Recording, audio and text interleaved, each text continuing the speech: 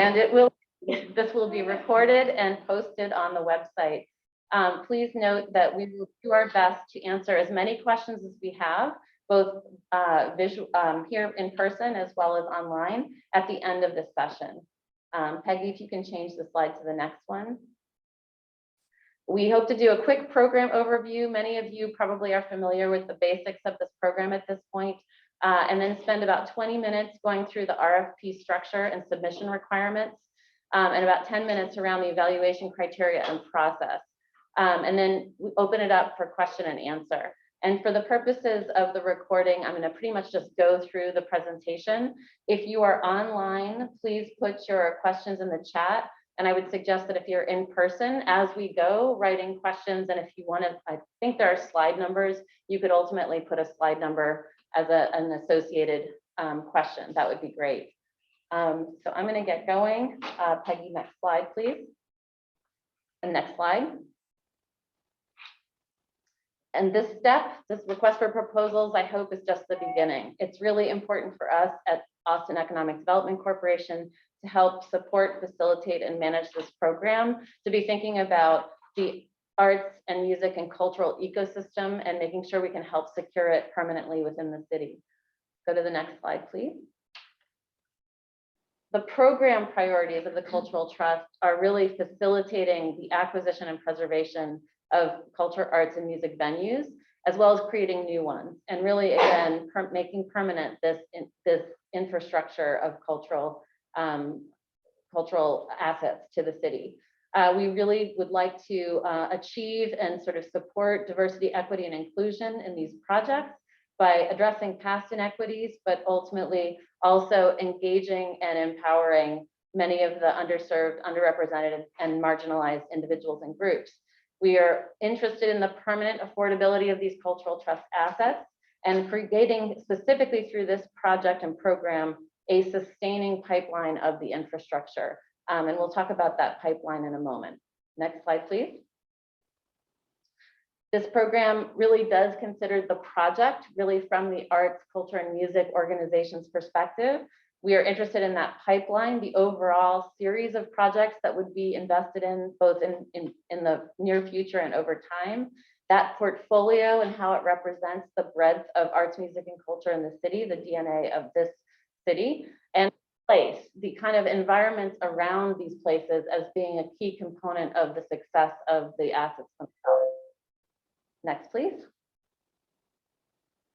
The RFP has sort of two tracks within it. It is loosely, or it is aligned with some of the funding sources that we have currently for the program. And just to make it, I will go in more detail as to what these two tracks really mean. But basically, you are applying as an existing operator. You are actually existing in a particular location and would like to secure that place for future operations. Or you are a new space, meaning you are an existing organization but are interested in a new space, either with a proposed location or with a location that hasn't been determined yet, but you are interested in being a part of the cultural trust and the infrastructure of those assets. Oh, back for a second, Peggy, sorry. We do, and this is more based on our existing funding, which I'll talk about in a second. We do anticipate sort of 2 to 6 investments in this first round based on the monies that we have. We believe that will support many more organizations than just 2 to 6 investments. But at the same time, given what we have currently, we certainly know that we can't solve all of the investments that are needed in the ecosystem, but certainly we will be able to make a demonstrable progress and pilot effort. We have, go to the next slide. We have 3 sources of money that actually each one, because of the way it was created as public money, have a few different strings attached to them. We are not expecting you to be the experts of these funds and how they apply, because in many cases, we'll have to look very closely at your needs to understand how they apply. But the Creative Facilities Bond was passed in 2018. That was a $12 million bond. And it really is for publicly accessible creative facilities assets that support the preservation, restoration, acquisition, construction, improvement of different facilities. And it can be arts, culture, and music, and we'll talk about who applies in that category. The other pot of money, there are two pots of money, but they're related. They're part of the Iconic Venue Fund, and they're based or backed from hotel occupancy tax dollars. And these were appointed by council and by resolution to be associated with this program. And the iconic venue implies existing facilities that are effectively part of the tourism ecosystem of arts, music, and culture. So it's really targeted towards the type of venues that, you know, to be preserved as a part of the iconic landscape of arts, music, and culture in the city. Again, I want to just impress upon you all that we are really interested in this process to understand your needs, your space needs, understanding them from your programming and business models, but certainly with an eye to what these funding sources are for the first investments. And we'll certainly be part of the collaborative effort to try and figure out how they best apply and how they can be utilized for your projects. Next one. The first step, and many of you, at least in the room, and some of you on screen, I know have already registered. That is the first step. That is really a contact information sheet and allows us to understand in general what track from existing venue to new space you might be, and as well as a basic understanding of your project so we can send the RFP application to you. If you have already registered, you should have already received an online application link. If you have not, let me know. I'm getting to know the online platform system, and I'm pretty sure I got it to everyone, but if I didn't, it is either caught in your spam filter or it hasn't happened, and so please let me know. If you have not registered, please register as soon as possible. You know, as much as we tried to keep the actual RFP online application as concise as possible, it will take some time to fill out, and I want to make sure people have as much time as possible with the application. Registrants who are intending to apply will receive the online application. Some of the registrants have really applied for information only. They don't necessarily want to, at this point, apply for the program. That is still really helpful because it keeps people in our contact database to be able to make sure that program updates are sent to you. There will be, and I'll describe this in a second, if you are interested in potentially being a part of the pipeline and the overall set of needs that the arts, music, and culture community have, but are not intending to apply for the program specifically for investments in this first round, perhaps you have a need that you know is 5 years out. Certainly we have another alternative, which is a pipeline only application. It's a shorter application, but it allows us to codify all of the needs that the ecosystem has. That is a slightly separate process, and I think you mostly need to let me know that you're interested in the pipeline only application. Next one. So the deadlines for this program, effectively between now, we released this on November 30th. The registration form had been open for about a month before then, certainly trying to get the word out. We have two deadlines. One, the early submission deadline is January 7th, and the final deadline is March 31st. The initial thinking around the early submission is that it is not a required submission. There are a number of projects that have been identified well back in the early advocacy for Creative Facilities Bond, and the ability for us to do some due diligence and work with the applicants in terms of how to structure the deal or how the investments might happen means that we need to have a submitted application to start working on that due diligence feasibility. There is a high likelihood that there are some, well, there are going to be great projects no matter what, but good projects that come in on that early deadline. That does not mean they are automatically going to get the investments first. They will be evaluated, and I've got a lot of slides on this, evaluated as a part of the overall pool, and ultimately will be in a ranked shortlist order. We'll get started working on some of the due diligence and feasibility for those early submission, but this is not an immediate automatic investment into the projects. And so I really want everyone to understand that we look forward to seeing your submission whenever it's ready to the best of your ability. And the folks that are going to be submitting towards the final deadline on March 31st have an equal chance to actually receive investments through this program. So it really is more about making sure that your application is the best it can be. That thoroughness of that application is the most important for us. And I will go through the evaluation criteria a little bit more. But ideally, it is important for you all to know that during that process between now and March 31st, we will be hosting office hours and some additional technical assistance work sessions. On the registration form, you're able to select different types of technical assistance you may need in this process, geared towards sort of the real estate or development process. And we will be providing more and more of those work sessions through the process. Again, this is more than just an application. This is about really developing a pipeline of projects. And we as ADC are committed to working with all projects that come in through this process so that we can be helpful and resourceful to advancing your goals and your project goals. Next slide, please. Okay, let's go to the structure. This is where it gets a little bit more detailed. And again, if you have any questions about the overall program, please put them in the chat or please write them down so that we can be asking them later. As I mentioned, everyone who registers, eligible respondents will be emailed the link to the online form. By registering, you will get all program updates. I have a longer contact database that I've been letting people know, but at some point, I don't want to spam everybody to death. So I'm going to be really on making sure the folks that are registered have all the updated information. There is an ability to register as information only as mailing list if you want to continue to get updates but are not submitting at this time. Next one. This is actually a specific page within the RFP, and I'm going to read through it just simply because it's really important. The goal of this is to have respondents who are proposing to operate or currently operate culture, arts, and music venue that's generally available for use and enjoyment by the public.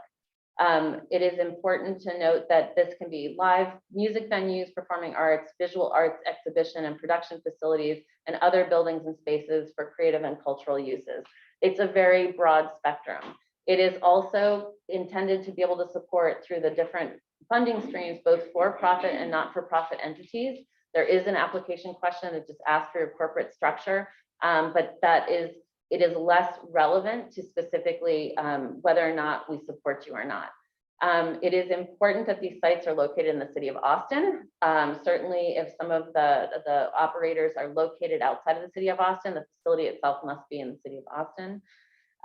Really important that each organization or operator is demonstrating meaningful progress towards diversity, equity, and inclusion. This is in program offerings, audience development, community engagement. That means something different for every organization in the spectrum of organizations in the city, but it is important in the specific application questions that ask this, how are you making progress towards your goals and certainly the overall policy goals of the program. Demonstrate willingness to meet minimum requirements set by the city and EDC. This is one of those things that there's a lot of details to what that actually means. We're not expecting you to be experts about what the city of Austin requires. There are a few forms at the end of the application that in fact are initial submissions that talk about living wage and non-discrimination and things like that. It is really important in the process that you're just aware of the fact that these investments are public dollars, and with that comes expectations about policy goals of the city. Minimum utilization thresholds of the venue. Minimum utilization means that we are looking for projects that ultimately are utilized frequently. That means something very different for every program, but I think it's just important that this is really thoughtful around making investments in things that are hyper utilized by the city of Austin and its audiences for culture, arts, and music. The minimum utilization threshold, there's not a specific how many hours a week, but based on your particular program, it is really important that you are utilizing as much of the facility as many hours as you can, as reasonably possible to be able to operate your programs. Existing venue acquisition, this is specific. Because these are operating businesses and existing venues and supported by the hotel occupancy tax, for the most part, iconic venues, the evaluation criteria does have more financial and operating capacity to be demonstrated, because for many reasons, it is meant to be a longstanding venue in the community that wants to be able to, obviously, to be able to be successful after these investments. We'll go into a financial commitment, financial demonstration in a bit in these slides, but that is one of the items that we have to look at. Next one. This is very, I try not to read slides generally, but in this case, I think it's important. You all do not have to be a real estate expert to submit this application. There are some questions related to your property, to your lease, to your project goals. You are not expected to be the real estate expert. Part of the due diligence and feasibility project is to work with you to figure out what the actual real estate transaction and or development prospectus is. Certainly many of you do have some ideas and have been talking to whether it is your property owner or potential property owners on this property. Everyone's in a different state, but you are not expected to be the expert of real estate, nor do we expect that you will have to hire consultants to necessarily do the work. We are going to work with you, and if obviously we feel that there is expertise that is needed, we will recommend that and be resourceful about how to accomplish it. All organizations are unique, and we know that. And while trying to put an application that is accessible to all, there are a lot of questions that may not exactly apply to your project, or you may have questions about how those questions apply to your project. We're here to answer those questions and help you with it. It's very hard to do a one-size-fits-all, and we know that each and every one of your projects is unique. We have office hours even as early as next week, and I don't think I brought the Google Docs link, but I will send it out to all registrants to make sure, and I think it's on the website as well, to sign up for office hours next week, 9 to 12. And it's just important to use that time to really get some feedback on some of the questions that you have about how this application fits with your program. All documents uploaded really should be specific to the project. We'll walk through like what are uploads versus what are answers, but focus on the clarity and specificity of how your program meets this particular program, meaning the cultural trust priorities. I appreciate that many of you have applied for many different grant programs and applied for many different resources, and you may have some boilerplate, which automatically would be normal to put into this application, but the clarity and brevity is really prized because we will have a lot of applications and we want reviewers to really understand what your project is about relative to the cultural trust. So it doesn't have to be professionally proofread, it just needs to be really clear to your project. And specifically when we're asking for something like a site plan, again, we're not asking for a rendering. If you have a rendering, that's great, but it's more about just giving us the detail or information that's being asked for. It can be a very simple sketch on a napkin, and that would be adequate. All submissions to this program will be in the pipeline. The evaluation really ranks some of those with some of the evaluation criteria, and that will really be the order in which we start to look at it from a feasibility standpoint. But it is important that as part of the pipeline, it really helps us go back and report on, thank you for the $16 million, but we really have X number of dollars of needs within the community. All respondents will be able to receive the technical advisory and feasibility assessments. Higher ranking projects will go first. We are a lean team and we certainly want to be able to approach everyone, but we certainly want to be as resourceful about your projects as possible. And there will be future rounds. I'm very optimistic about that. Specifically out of this pipeline, we feel we'll have a good demonstration of what the needs are.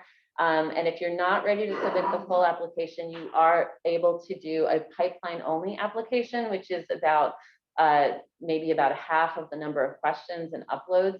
And I think, as I mentioned elsewhere, the more we know, the more we can help connect the dots with other resources and activities and programs that we're finding. So that would be very helpful. Next one.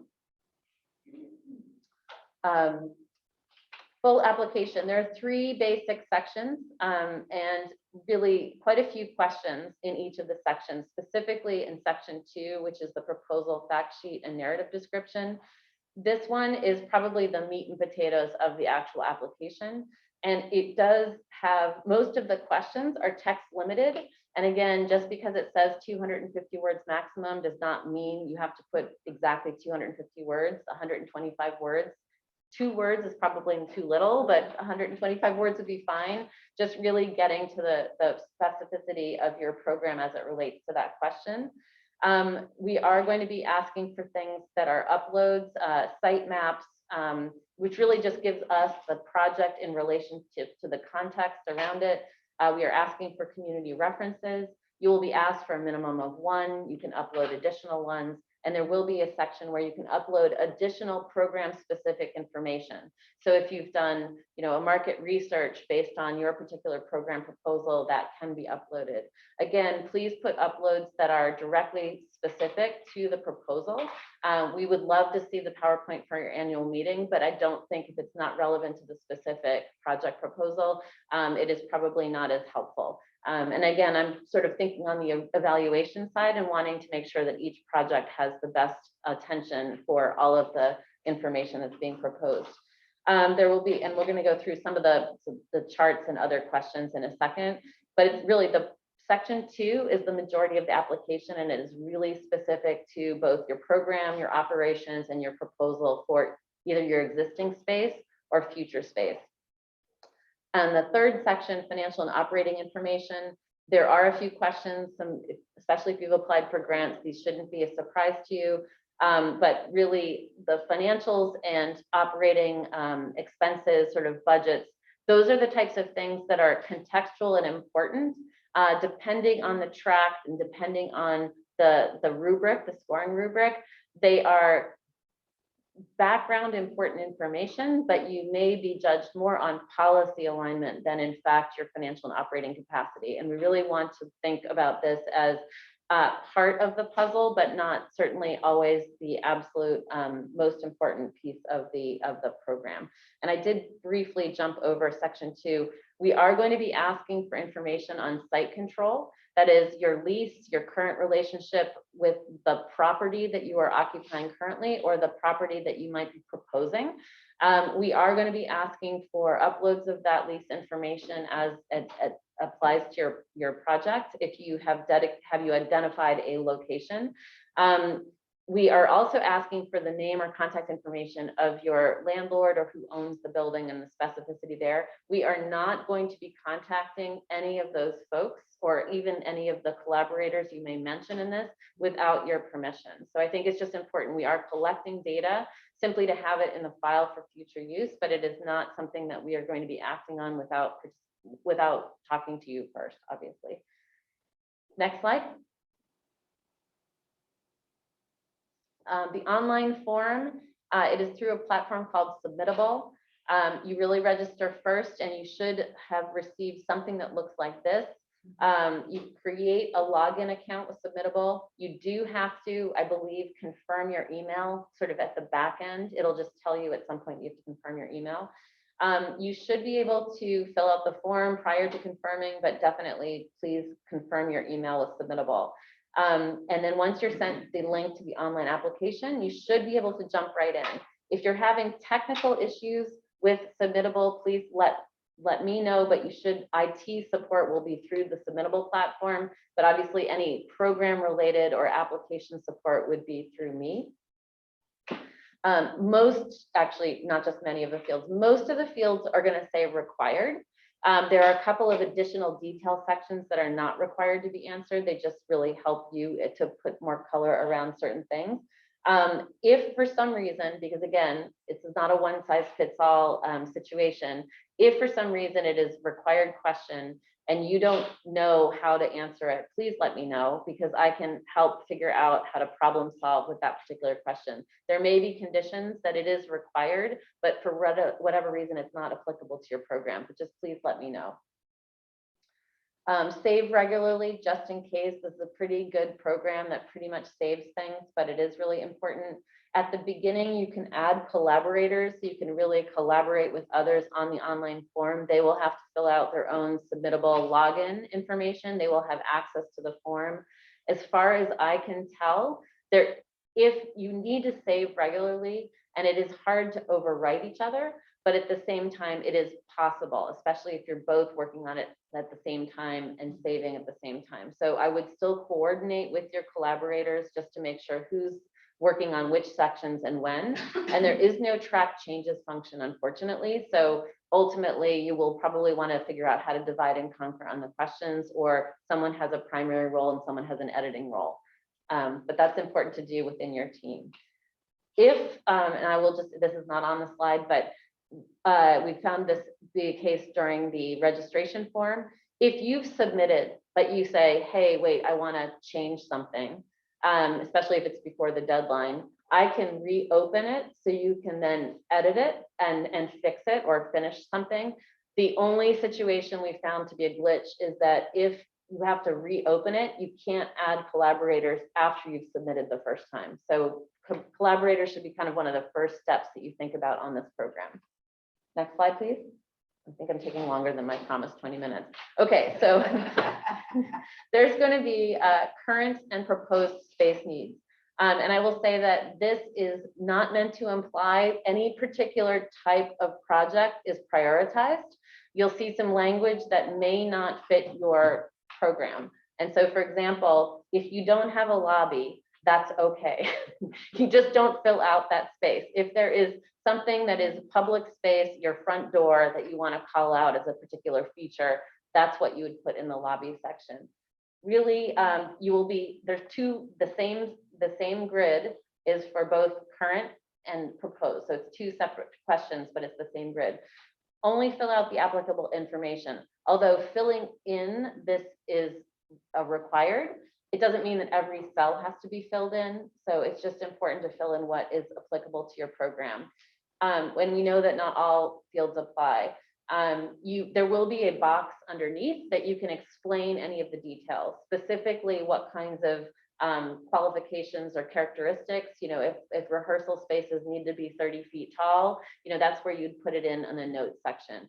And we also have an ability for you to upload a file. This is an alternate, it's not required, that sort of says you can put your program needs in your own format as well, right? So if this does not really look like anything of your spaces, you can also upload something to provide more clarity. This just helps us to kind of collectively look in aggregate about the amount of public and private backup spaces, you know, within the program writ large. Okay, next slide. I wanted to, so you will be asked about historical and projected events. There is a missing 2-year gap of COVID. So we're looking for what was essentially your typical event system. And some of the proposals may not have events in the same way that they're ticketed events or, you know, really specific, but talk about the types of activities that engage the public and how to quantify that.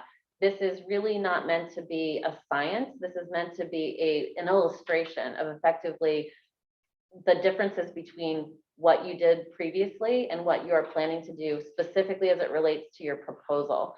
And again, we're not going back and double checking the prior. This is meant to have you explain to us, and there will be a separate box where you can talk about your COVID story. You know, what you've done in the past really relates to what you're doing in the future. So this is really more about the number of events. And we know that you probably have a couple of big and a couple of small. Just please summarize it in the best way that tells the best story about your actual operations. And then attendees per event or employees per event, those are, again, illustrative numbers that help us understand the scale of what you've been doing. Obviously, in some ways, you may have projections that are, you know, it's 4 to 5 years out. Make your best guess. They probably are tied to your business plans. They may be aspirational, but any details about what are the basis for those assumptions are helpful to kind of create the story about your program. And again, it's really a picture, so don't worry too much about the documentation and or the backup, but make it realistic, because I think we're not going to, the person with the most events and the most people that attend those events, it's not necessarily going to rank you that much higher. It's really a picture of your operation. Okay, next slide. I almost pressed forward and I can't do that. Peggy, the next slide. And maybe she's doing it. We have a Wi-Fi. Oh, there we are. Operating summary. And I'm seeing that my internet connection is unstable. So if anyone's having trouble, please let me know. Operating summary. This is really a companion to uploading your own operational budget. But again, this is an ability for us to see a little bit. It's hard to have apples to apples with all these different programs, but we're trying to kind of get an understanding in aggregate of all of the different scales of operations. So again, this is 2019 through 2026. And even though it includes those COVID era, it is helpful for us to understand kind of the variation. Well, actually, no, we have 2020 and 21, sorry, is missing. Yes, there should have been an arrow right there. So it's the 2019 historical and then future.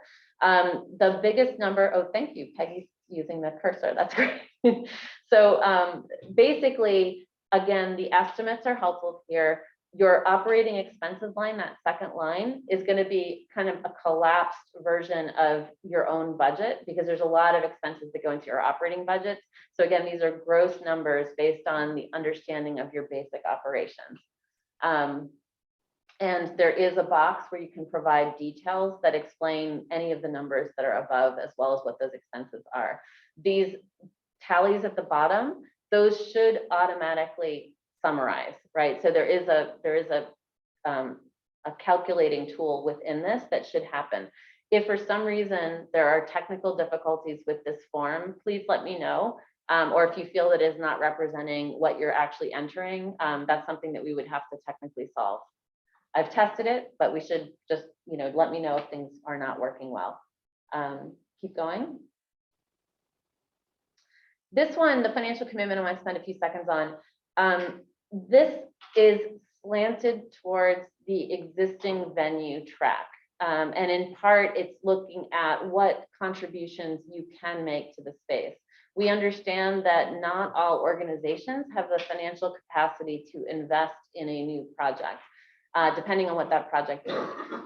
There is no minimum. This is absolutely trying to get to the idea of, given the potential public investment, what are you going to be able to invest, whether it's in the initial, let's say, acquisition of the parcel, if then there's language in the RFP of this, if you are going to make a financial commitment, there is a way that we believe will be able to kind of make sure that equity can come back to you at the end of a term that may be considered, right? So it's not a throwaway money. I know most of your organizations online and in person, there's a lot of sweat equity that goes into a lot of the projects that you've been doing to date. And there is a question about sweat equity to date to give us that intelligence about how you've been able to make things work through the course of your organization. But in this particular case, looking at the future investments, what kind of co-investment do we have from your organization? This could be actual monetary. It has to be something that can be valued, right? So if the investment is, we're going to have 3 walk-in coolers that we're going to purchase for the fit out of this space. And I'm just using that as an example. We're looking for things that can be valued. I know that the sweat equity and in-kind is a significant portion of everybody's value that they bring to every project. And we certainly want to hear details about that. But in this case, this is just about the financial commitment. Every organization is different. If you can bring $50,000 of a fundraising campaign to be able to fit out the space, that is perfectly adequate. If it's 500, just give us your best estimate. And I certainly, the financial commitment is going to be important, but again, it is not the overriding driver within the scoring rubric in terms of what that specific number is. It's more important that what your investment can be is identified within this project. Just trying to think if there's any other terms in here. This is for all applicants. So even if you're going to be a new facility and part of the creative facilities bond, again, whether or not it's a fit out commitment or some other type of investment that you would be making in the space, that is important to know. If the information doesn't apply, let's, as an example, if there are no additional costs to acquire in terms of services, and services meaning sort of consultants or other types of service work to the building, if there are no additional costs, just don't put anything in there. It's more important that you're approaching this as a, what are the co-contributions or knowledge of what is required to be able to do the project. And again, you do not have to be a real estate expert. Happy to talk through these with you all during office hours, figure out how to apply. Next one. It doesn't have to be secured yet either, but you should have a plan of how it would be secured. Donor and investment summary. This is really about any, I would call it major donations, but major is a loose term. Donations and or investments that have been made in your company and or your facility in the recent past. We're not trying to do reference checks here on these donors or our own due diligence on them. La la la la la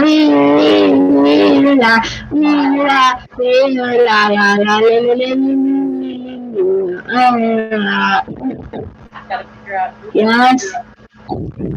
Yes.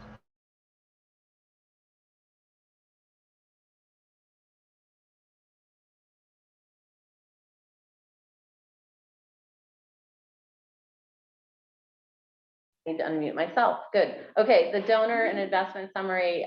Please put in donor 1, donor 2. You need to keep a map of who those are. We don't necessarily need to know the names. We're trying to get a picture of, you know, additionally what kind of resources or support we can provide, and or you know, what additional ability to raise money might be in terms of the project. Again, anything listed here will remain confidential in the process, and certainly by listing as donor 1, donor 2, you're not necessarily revealing a lot of information. We're just trying to get a good sense on how we would strategize for the future project, and then certainly that would be a conversation with you.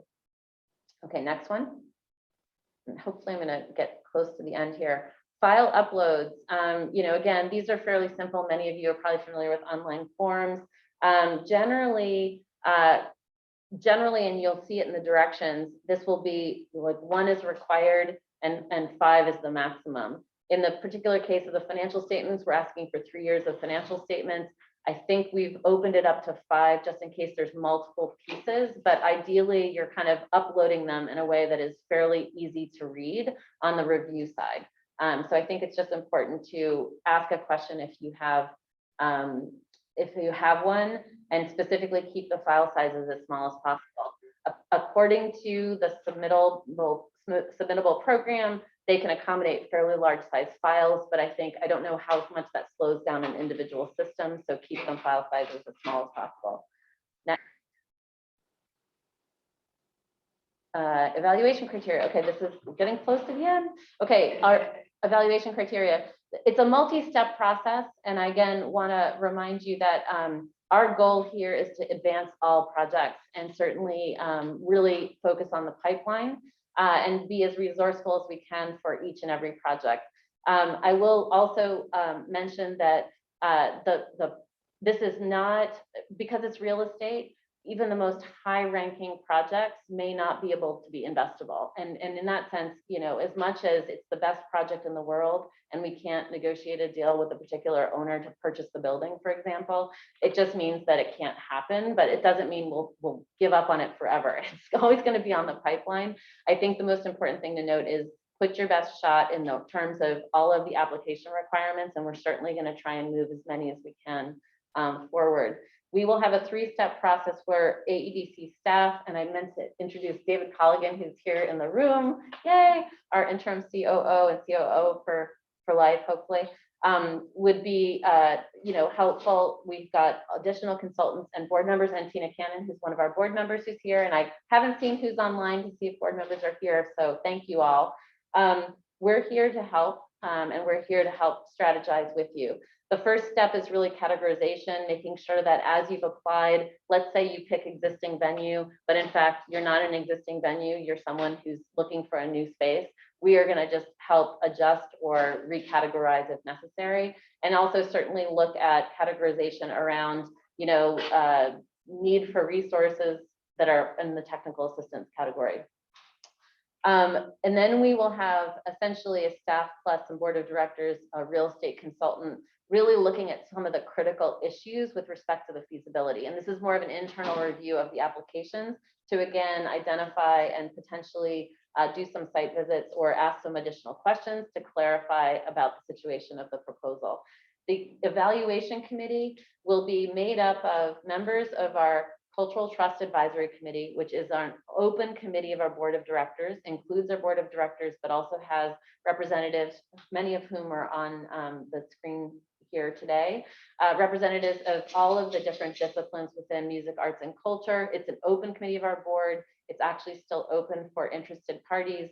Those that are on the advisory committee do not have, they are not going to be a part of an application. Obviously, that's really important, especially the ones that are on the evaluation committee. It will also have members of our board of directors, and it will have members of the City of Austin Economic Development staff.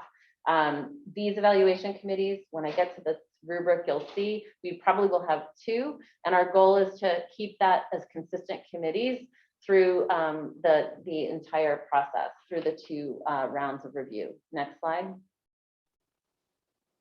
The two rubrics I'm about to show you in a second, which are in the RFP. For the existing venue, about 70% of the points go to business capacity, which is financial and operating capacity. And as I mentioned before, these are the hot tax-based funds primarily, although not exclusively. And so issues of site control are critical to the feasibility of the project, but also the financial and operating capacity of organization. Recognizing that we've just gone through 2 years of COVID, certainly, we're going to be looking at that sort of over the trajectory, not, if last month you missed your rent payment, that's certainly a conversation with you, but we are looking for the broader perspective. 30% around policy alignment, diversity, equity, and inclusion, specifically in your programming and community outreach and community impact. The community impact, and there are quite a few questions that talk about that, partnerships that are part of your organization to community access to the facility, as well as, within a neighborhood, what kind of community impact or participation do you have, things like that. For new venues, which are primarily creative facilities bonds, but not exclusively, really the business capacity is the financial and operating capacity. And I should have mentioned the clustering and visibility component. We're really interested in making sure that these investments in these creative facilities are part of a neighborhood and part of an agglomeration of different culture, arts, and music assets and audiences. And so I think, really talking about how your particular organization or operation is both a hub and a sort of a part of an ecosystem is going to be important to mention. Financial and operating capacity, again, we've had 2 years of COVID. We're going to be looking at that from a longer trajectory than just the last 2 years, but important for us to also know what happened and how you're going to be adjusting based on what you've learned in the last 2 years. And finally, 65% of those points are diversity, equity, and inclusion and community impact. So really the creative facilities bond, which are meant to be open to the public and accessible to the public, and certainly in that, making sure that these operations really reach to the farthest corners of communities. Next one. These are the two, these are in the RFP, so I promise you all of the language, but that backs up to the percentage points that I've talked about. I would highly recommend reading these. Just so you know, there are many projects that are actually a combination of existing venue and new facility. We know that, and so what we are going to do in that first step is working with the application as presented. There may be conditions where you're going to be kind of ranked on both. Essentially you'll go through both rubrics, your organization. Specifically, there might be a situation where it's 35% existing venue, but there's sort of an addition to the back. That most likely will be the existing venue track, and then something that's purely a new venue will just go through the new venue track. It's not your application, all of the components of the application respond to all of these criteria, and they line up pretty closely. If you have questions about how you need I can't give you answers on how you need to respond to a particular question, but I think more importantly, the conversation around which rubric would likely apply to your project is something that we can sort of talk through as we have office hours and otherwise, and paying attention to, you know, like every grant application, you want to be able to speak to what you're going to be able to be evaluated on. But I really want to emphasize speaking to the genuine desire of your space needs to be able to accommodate what you need to do as a business in your responses. And I can probably answer some questions on this if you have specific ones or have read this, but certainly continue to ask what certain things might mean. Clustering and visibility, I think, is the one term that's always been a little more difficult to explain. But again, we want to make sure that many assets are in both catalysts, they are catalysts to community, they are catalysts to place.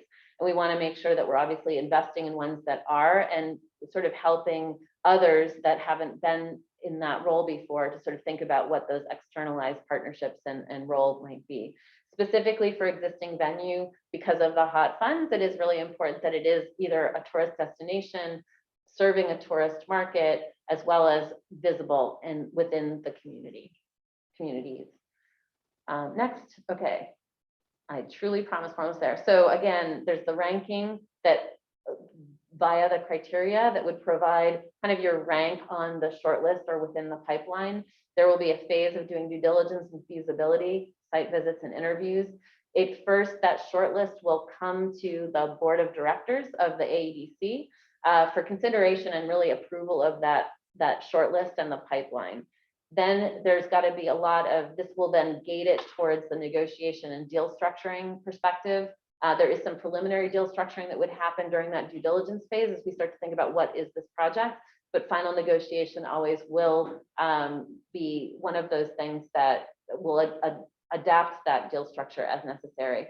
We will, because these are public sources, there will be significant legal review through the process, but certainly at the end before it goes to council, making sure that both city legal as well as potentially the Attorney General's office, who effectively have to approve ultimately these funding uses, will be before the city council approval. And ultimately these will be at the city council. Just as a note, you know, this will be, again, there'll be lots of projects kind of in the process in parallel on that short list. It may be because of the timing of the particular project or the timing of other, that one might get to council before others. And again, that's simply just because real estate doesn't like to be in a neat, tidy box as a list of projects that go up to council. So I think we really want to focus on the overall pipeline and the overall short list. And for very particular reasons, you might be on a short list, but your project is determined and negotiated to be feasible, and that would be the first one to go, even though it may not be the highest ranked project. But again, as best as we can, we'll continue to be transparently communicating where things are in the process, and specifically as things start to become more real deals. Because they're real estate, significant amount in the public sector would have to be discussed in executive session, just because the nature of real estate deals, and certainly we'll keep you apprised of those pieces of the process as we go. Next. This is the pipeline. Really, we're welcoming applications from everyone, including very early stage projects, and again, trying to keep an eye on what is the full pipeline of needs of the community. If you want to do a partial application, which is pipeline only, if you're not really ready for investment now, or really or feel ready to be evaluated on these criteria, we still want you to register your organization operations so that we can understand the broader pipeline. We will be using that data of the pipeline to report on the overall need for affordable space and advocate for additional funding. It's really important for us also to be hearing from additional individual artists, people that are using space, that are fearful of losing space. We don't have an application for that yet, but that pipeline is where we're trying to capture a lot of those different kinds of needs and categorize them. If you are interested in the pipeline only, please register as the information only track and then mention that you want the pipeline only application, and I am happy to send you. It's just a separate link from the main application. If you get the main application and you're going through it and you decide, honestly, I don't think I'm ready to answer all of these questions, just request the pipeline only link from me. And if you're registered, you'll be notified of all future correspondence about the program and certainly any new rounds. Next. Online application, last piece. Let's go. I think this is only one screen. I think I mentioned a number of these different online logistics already. Please review the entire form before starting the application. Again, it can be saved and you can come back to it at any time, but it is helpful to understand the breadth. It's due to a technical glitch. There were colors in the application that separated the 4 different sections, but those have disappeared and I do not know why. So there are numbers associated with different questions. So you can always refer to the question.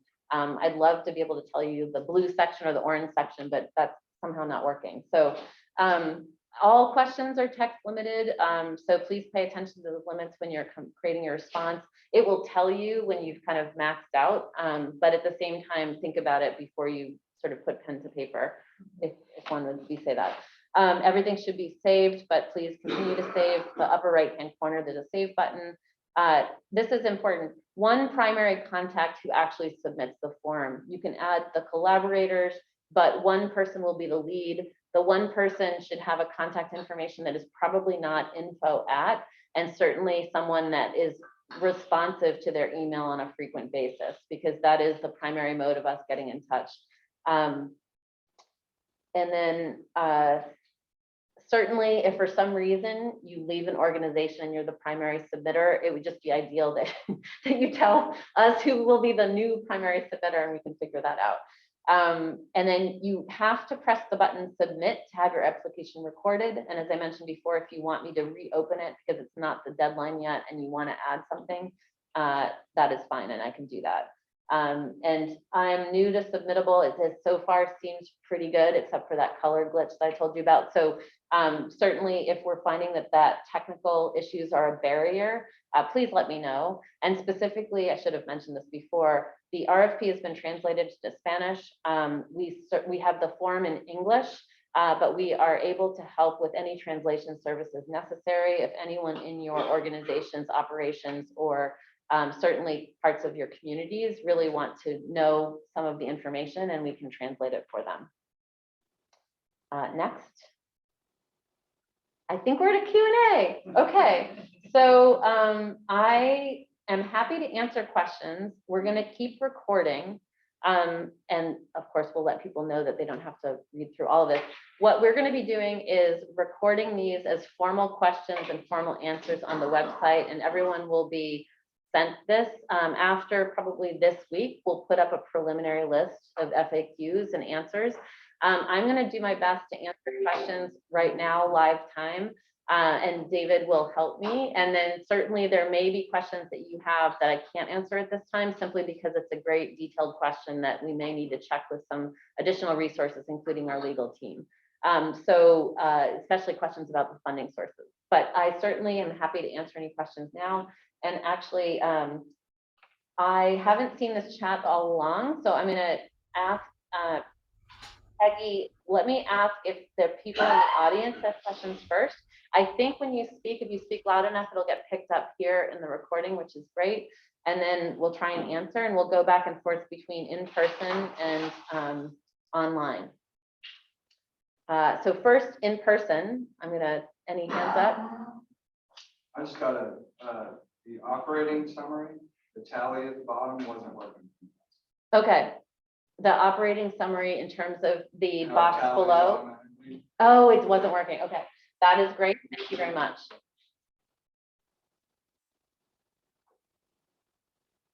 Not telling. And we don't have any questions in the chat yet. We'll let you know if we do. Thank you. I'll just actually mention this is a good update. So just so you all know, the form that this is more detail than you need. The form is something that is complete right now. If I make a change to it, so if I troubleshoot and get the operating summary to work, the next time you open it, it may give you a message that says the form has been updated.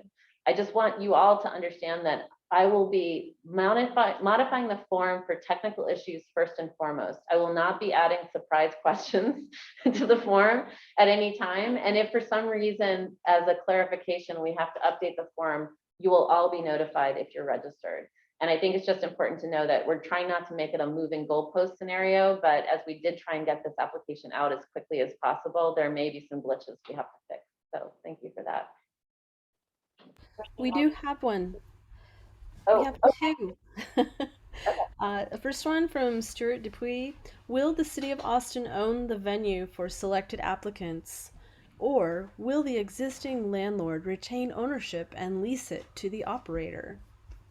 that's a great question. Primarily depends on the details of the funding source, but yes, ultimately the investment of the public dollars will mean ownership by the City of Austin. Depending on the project, this could probably happen in a couple different ways. For example, in a larger development project where there might be a portion of the building that would be dedicated to city use, and that would be the city investment and owned by the city. So it's like a condo structure. So again, each and every one of these projects, there may be a creative solution to what that means, but the actual ownership would be City of Austin. There are some alternatives that we're looking at relative to either ground leases and owning a portion of the built and constructed part of the project, and or the AEDC ownership in lieu of city ownership. But right now it implies city public ownership for those dollars that are invested. Okay, so then there was a question. There was and I don't know the order. So are there any restrictions or rules about the use of this space, considering that they're city dollars, whether those are programmatic things? Great question. The question, if you couldn't hear it, was, are there any restrictions of the use of the space based on that city ownership? I would say that no, but yes, right? So publicly accessible is a primary component of the project. So your project will be evaluated on effectively that public accessibility and engagement with the public and available to the public. The city will own it. The operators will have an operating agreement for the use of the space that would encapsulate, your program, your projects, your uses of that facility. I would imagine that there are certain things that would not be appropriate, but I don't want to come up with something, but like the Long Center or like the Zach Theater or other types of arts uses, really the operating agreement allows for those organizations to produce the art that they are intending to. It is something that we would really want to work out with what is kind of a no-go situation for that particular organization and understand kind of where those limits would be. But again, our best examples right now are probably some of the arts organizations that are currently operating in a facility that, as far as I'm aware, the city doesn't have direct oversight over the programming and or I'm sure there's some language about, human sacrifice or something that can't be happening, but I feel that we are really conscious of the fact that city ownership, making it not be a barrier to the types of art that wants to be art, music, and culture is created by the organization. And liquor licenses, fine, all of those types of things that may be the full function of what you are currently doing or intending to do should be, it's going to be part of the discussion as we go forward, especially with city legal review, but there are no direct non-usable activities. I would just mention that one of the things that with the creative facilities bond is a little bit, there's less precedent to be able to point to, but there is a definitive need for this to be accessible and open to the public. And while we would like kind of a lead operator with an operator agreement, there is language in the bond about non-possession of space. So leases are not necessarily, tenant leases is not the term that we're using, but essentially it's an operations agreement, because we want the organization or the operators to be in direct control of the use of this space or managing of the space so that it is not, ourselves, but some of the libraries and other cultural centers are also good examples of precedent. And that is more of a city managed facility. So we are going to be having to walk through that with your projects and ultimately putting forward a proposal to be reviewed as eligible for the bond funds. Okay. Are you So ready for another one? yes, I am ready for another one. Sure. Okay, this next one is from Roberto Riggio. He says, you said that one could switch from applying to pipeline if they think they are not quite ready for the full application. Is the reverse also true? For example, what if you ask to apply for the pipeline, but prior to the deadline, you feel like you might indeed be ready? Can you then switch from the pipeline to the full app? Yes, if it's before the final deadline, absolutely, that would be fine. And many of the questions are the same in that section 2, which is respondent, kind of that major section about your program. The difference really is less of the financial information on the pipeline only track. So you will have filled out the majority of the application already. I don't know if you can, you'd still have to probably copy paste into a new application. I don't think there's a way to transport the data, but you would be eligible, yes, to switching back to a traditional application before the deadline of March 31st. And actually, I just want to mention, if you do pipeline only, and I used this as an example the other day, let's say you're a dance operation and you just do not feel ready because you've got a long-term lease and you think that I just want to be known that I'm out there and I'll need space at some point, you're a pipeline only. And if the creative facilities bond that is one of the initial investments happens to be a dance center, we'll let you know. And I think the question is, there are many ways for organizations to participate in the creative facilities that will be built out of these bond funds, especially these initial ones. And it's just important to know that that doesn't mean that you cannot find a way to utilize that space. It just means that you weren't the lead operator that were applying for the program in particular. So I think it's knowing that you're on the pipeline, there's lots of reasons why you might want to be on the pipeline, because you still would certainly be welcomed in any facilities that are built. I think, okay, so now it's in person. I'm new at this, sorry. Tina. Oh, okay. That's my language. Okay. So for a music venue, is it any possibility there would be funding available for building upgrade or expansion, or is it only for building purchase?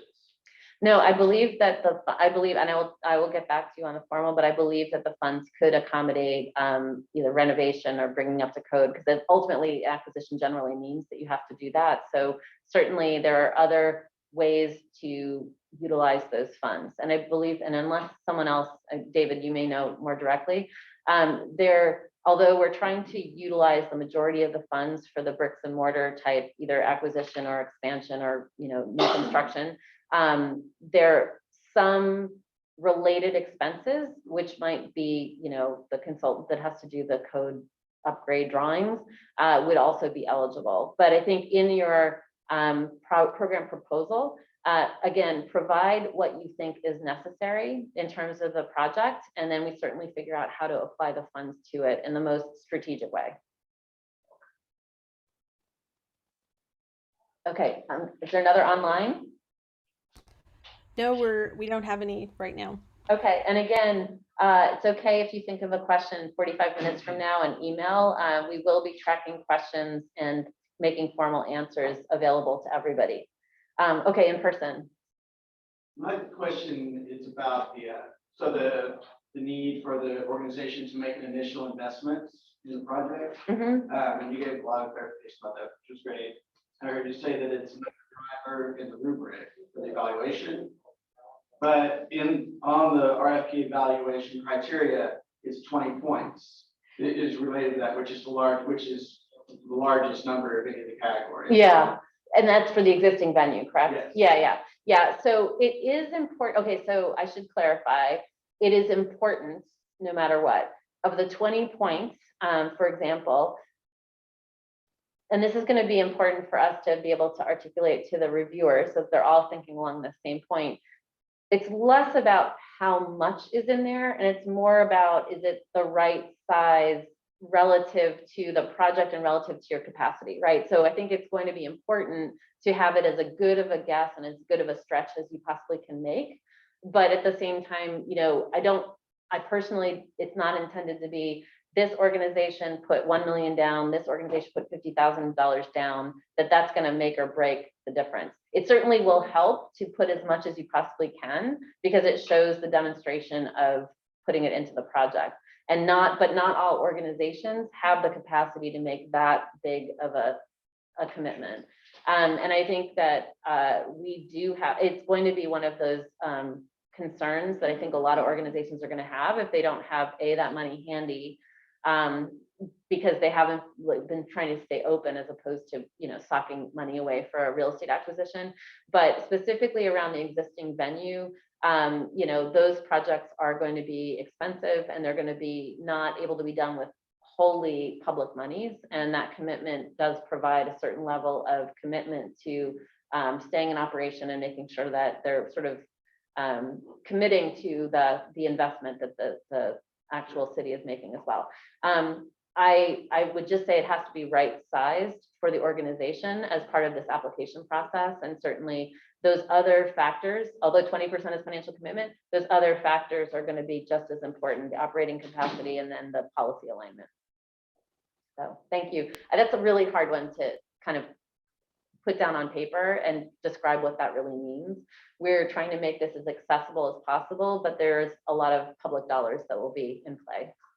So. I think I have a comment on that. In the past, we've seen a lot of organizations that have, you know, a huge donor base, you know, and so they usually get the better facilities and things. And I was hoping that this bond would help out organizations that are not in the giant, the usual organizations that can easily raise like $1 million for a new building or something. Yeah. So I don't know how that's being addressed.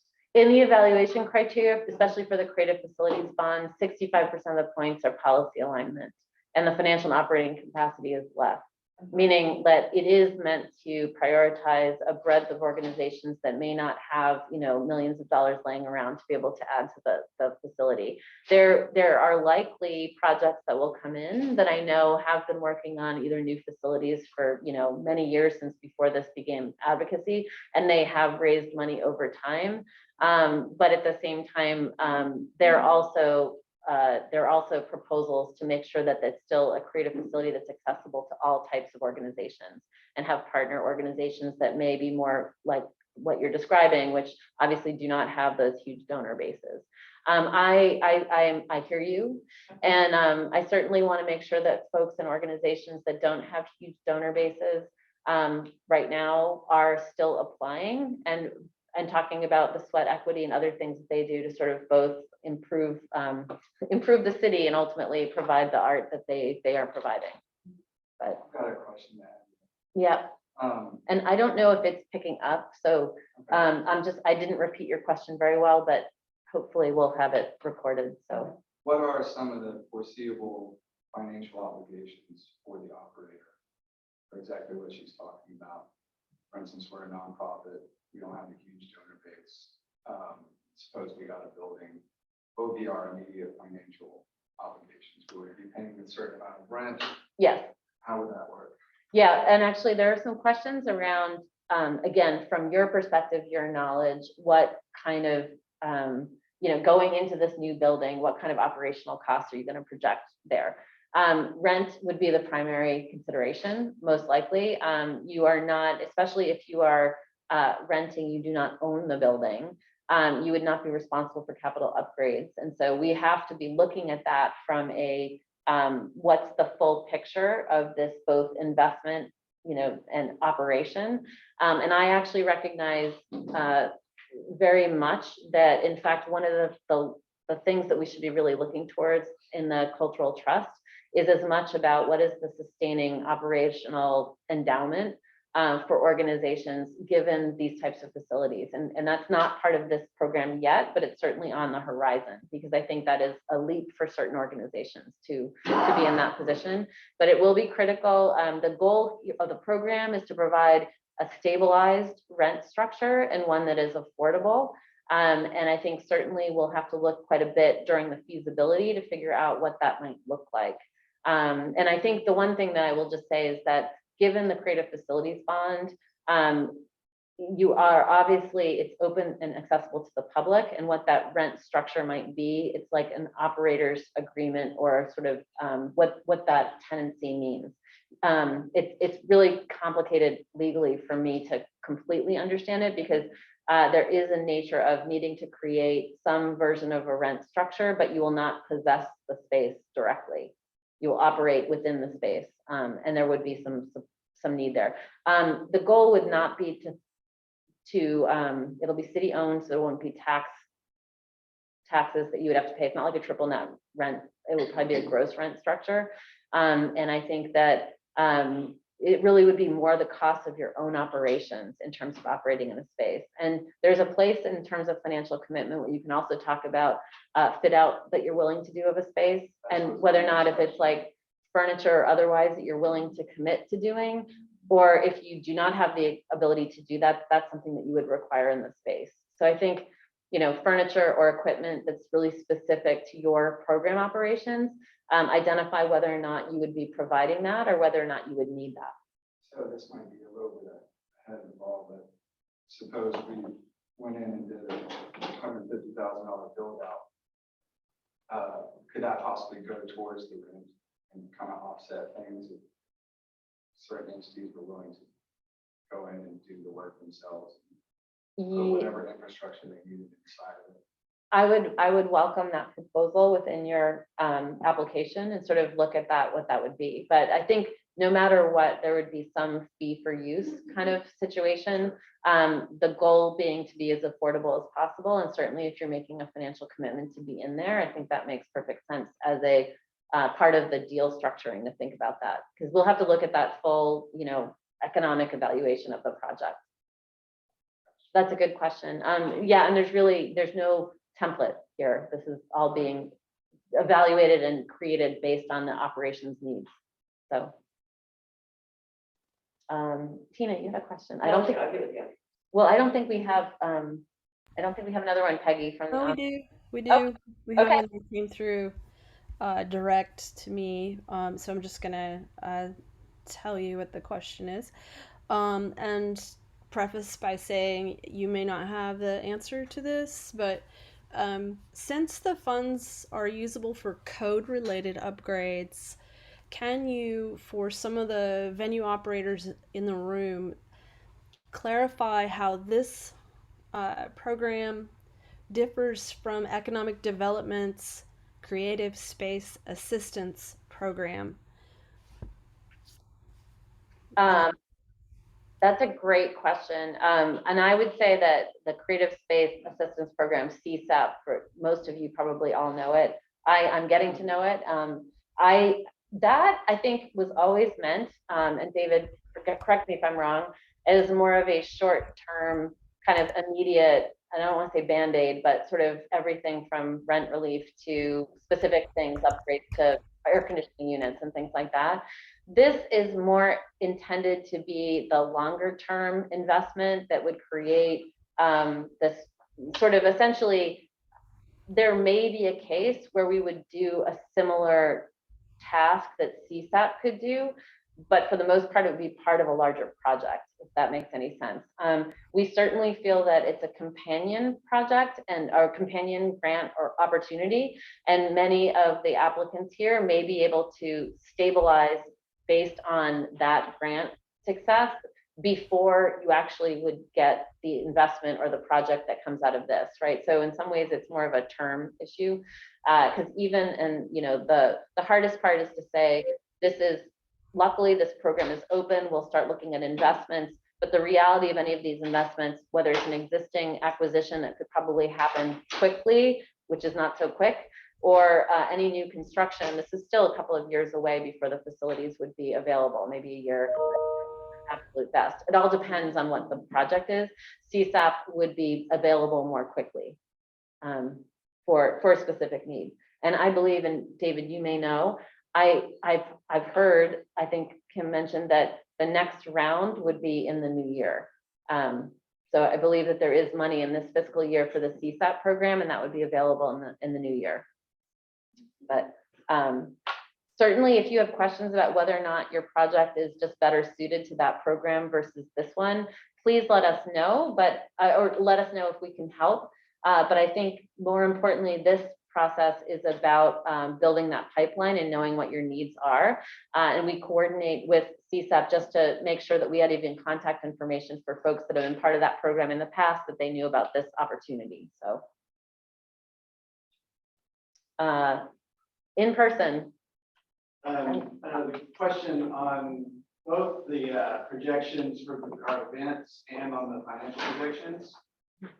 Are we making these projections based on what would happen if we got the funding, right? So example, I'm adding an additional performance space to our venue.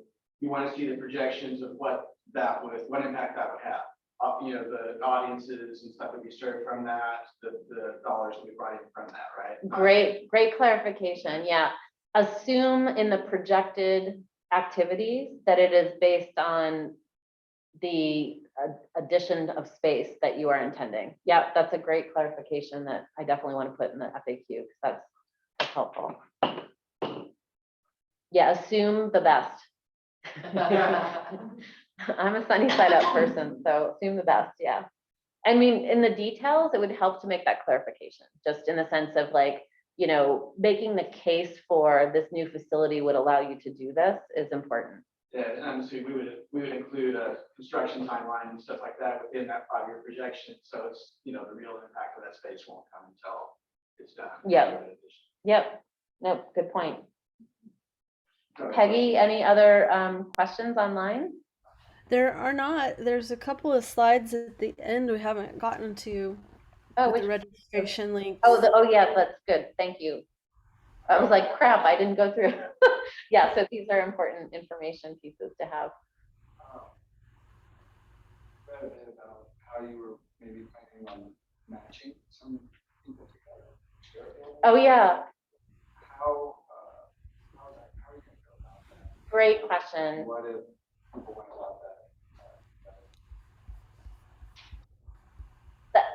Those great two questions, because actually this came up the other day. First of all, we want to make sure that people are submitting based on their current plans and their current space needs. We are welcoming partnerships if you would like to put together a partnership to apply for the funds because you've already seen an alignment in what you're doing. The only disadvantage to doing it as a combined application is it's harder to see the individual needs at the same time, right? Because you're putting up sort of the, you know, financial statements will need to be for a lead operator, not necessarily all of the operators. So if you want to submit on your own, but either you have folks that you're working with that are part of that application, or you can list collaborators or other partners in your organizational structure, and you can mention that it's a different submittal that you would like to be, you know, I would prefer to know who you would like to be working with. Could it just be entities that not even a specific entity, but what they're doing? Yeah. Yep. That would make sense even though we have no connection to them. Yes, please include any clarification of the types of organizations that would be good alignments for your program. That would be fantastic help. There's a very fuzzy part of the schedule, which I've called matchmaking, which is essentially not figured out yet. I'll be honest about that. But what we would like to do in the process of the January, February, March, as we start to understand what the ecosystem needs and what the ecosystem of submitters are, is provide opportunities for folks to get to know each other, not kind of a speed dating or forced matchmaking, but just sort of making sure that we're starting to build some of those relationships if they're already not known. And then on top of it, there would be a process during a feasibility period that if a lead operator is sort of the lead organization we're working with on a particular deal structure, to start thinking about what you've told us in terms of who you'd want to work with, and then some introductions that we would make to say, these might be good companion organizations that could utilize similar space for X, Y, and Z. We're not forcing anyone to work with anyone else, but these properties are meant to be shared by the public and be publicly accessible. And so we're trying to make that really in a building the ecosystem sense. So that being said, you do assign an operator to a building, and 8 months down the road, you say, oh, well, this other operator would be great to fill in these 5 empty office spaces. Is that the kind of thing that would just be on that operator at the point, just to work out a rent deal and to bring in people as they please? I would guess, it sort of depends on the when. You know, if it's 5 years down the road, it's more likely to be the latter. And again, these are city facilities owned. ADC will probably have an asset management role of some kind in between. And then we certainly know that we'd like a lead operating agent to make sure that that operation is consistently open to the public, et cetera, et cetera. That would probably be a combination of working with us and or the lead organization to sort of figure out how to constantly make sure that that space is utilized appropriately. It's a really good point. But if it's in the near term, I think that I would call it an open dialogue, whereas we would start to try and make sure that we're making those alignments make sense. And certainly a lot happens between, let's say it's a new facility, for example, that we've all decided that we're going to build on a particular property. You know, lot changes from like day one to, you know, 3 years out. And there's very possibility that the lead operator would not be either accessible or available anymore. And we would be looking at that facility to be as flexible enough to accommodate those types of changes over time. It's a great question. I'm not sure if I've answered your question specifically, but I think it's a dialogue about how to make sure these facilities are open and accessible and as flexible as possible, even if they, you know, we're going in with one set of expectations, and at the end, you know, we'll have some changes to the operators. Not necessarily that you will be asked to not be a part of the project, but just changes will happen in those years. Yeah, but I would recommend, if folks feel like coming in with a partnership, totally appropriate. There's a part called an organizational chart as part of your questions. That is meant to diagram not just your organization. I don't want an org chart of your organization, but of the partnerships that may be coming in on the proposal and what the relationships are. Happy to have these as proposals together. I'm also happy to see them as separate but linked in the text so that we can understand that mapping and the matchmaking that's already starting to occur.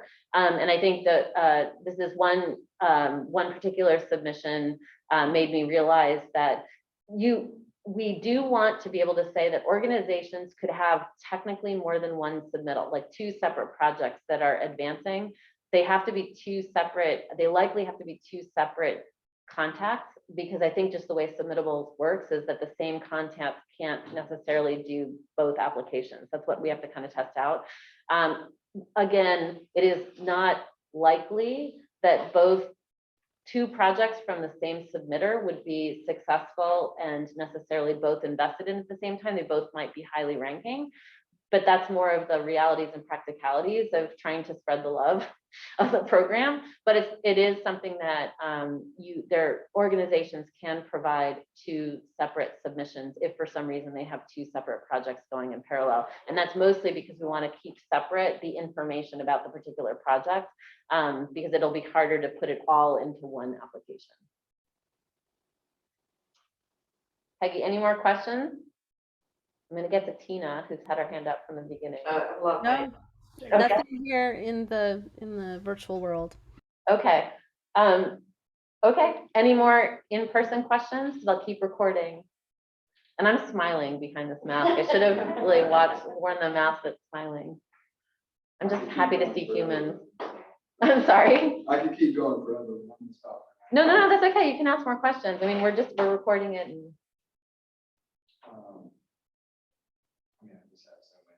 let me get my thoughts together and send them to you. Okay, that sounds fine. Yeah, and then we're going to publish all these question and answers so everyone has access to them.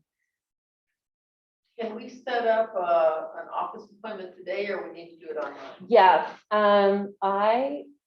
I have it open. There's 3 days, the 14th, 15th, and 16th from 9 to 12.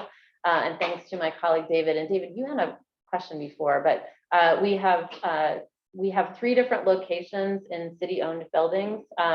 Or I can do it virtually, it's fine too. And it's a Google Docs, and you just put your name in. I'll send the link out. I'm not sure if I can get it in the chat fast, but see, no, that's not it. It's a Google Doc. Yeah, so I'm gonna have to send it out and put it on the website, but yes. Is there a list of buildings that are possibilities right now that the city owns? That's a great question. So the question for the recording is there a list of city-owned buildings? There were quite a few that were mentioned in past resolutions. We have started looking at those different facilities. I have to say at the moment, I don't have a status on all of them. I am asking for people, if you know of, especially an existing city building that you think would be a good location or opportunity, please let me know what that is, because then I can start to take a look at it. Probably during that matchmaking phase, we'll have a list of what those facilities might be and what we think they could be utilized for and when. But I would say that I'm new, so I don't have my entire wiring into all the different departments that know what's going on with the building. Like there is, for example, one of the resolutions talks about a property on Guadalupe that's the old firehouse that was, I think it was Ballet Austin or Austin Ballet for a while. I think it's now the fire department that's using it. So again, I'm trying to find out the status of a lot of these properties to understand what is available and accessible. And it is very likely that that will be one very definitive place that we'll be looking at, kind of outfitting for cultural uses if it's currently not identified as cultural use or it's underutilized. Is that up on the track? The property, I believe it's 8002 Guadalupe. It might be 4002 Guadalupe. I can't remember, but is that 8002? Yeah. Oh, it's 4002. Okay, sorry. Anyways, that's one of the buildings in the resolution, and I've driven past it, but I'm still trying to get an understanding of its accessibility. Yeah, but absolutely, registrants and respondents, as soon as we have kind of a preliminary list of what we think could be considered as part of this bond fund, we would start to ask folks, if we can, host any details about that property, and then certainly look at whether or not it might fit your needs would be a part of that fuzzy matchmaking process. That I promise I will provide more direction on once we get there. I called a commercial real estate person and had them looking around for me. And we looked into the Scientology building right there on the drag, which is not available. Not available. Yeah, some of the best But it's ones got a aren't. theater and all kinds of good stuff. But does the city doesn't own it? No. Okay, private owner. So they still own it. Yeah, I didn't mention this before, but we are going to be in the new year also potentially, I'm not sure if we're putting out an RFI per se, but we are actively looking for whether it's developers or property owners that are interested because they're wanting to sell their building or ultimately think it could be a good cultural facility, to make sure to let us know, and we can start talking to property owners specifically. So if you spot something that you think would be a great property, I'm happy to go take a look at it and certainly put it on our internal list for analysis. And are you willing to look at, say, a huge old warehouse that needs quite a bit of interior work, but I mean, is it going to be like, does it need to be up to a certain code at the moment, or can it be some wild, weird property? I'm into wild and weird personally, but I think there's a project management aspect to it, which is we can't look at 100 properties probably, but if you really think for very particular reasons that facility A is available and ultimately would suit, but not just your purposes, but other purposes writ large, happy to hear about it. Yeah, and no, I think right now it doesn't have to be in any particular condition. Obviously, it'll be easier if it seems semi-available, meaning like if it's already spoken for and it's about to become a huge development, that probably we wouldn't want to spend too much time looking at it. But at the same time, if you think that there's an opportunity, please let me know. That'd be great. David, you had your hand up before, and no, you're okay. Okay, so I think we're getting to the end, and I still will welcome questions, and I will certainly distribute out the Google Docs for office hours. But Tina, would you like to ask your questions I have a now? truckload of financing questions, I just put them in an email, that way you have them in records, and you can answer them at your leisure. Okay. Any big picture ones that you want me to answer now? No, I really want the sign for the venue operator. Okay, great, thank you. Thank you all for your time and your commitment to this program and conversation, and hopefully we can get you more formal answers for all of your excellent questions, and certainly as they come out. There is a deadline for questions right now, December 17th, and that's just mostly to get people as much information as possible. It'll pretty much be a running tally of questions that'll be posted frequently, and you'll be notified when that happens. But thanks, I'm going to stop recording, Peggy, unless there's anything else. Nothing here. You are fantastic, Peggy. Thank you so much for also saving me on the share screen. So thank you all for participating today.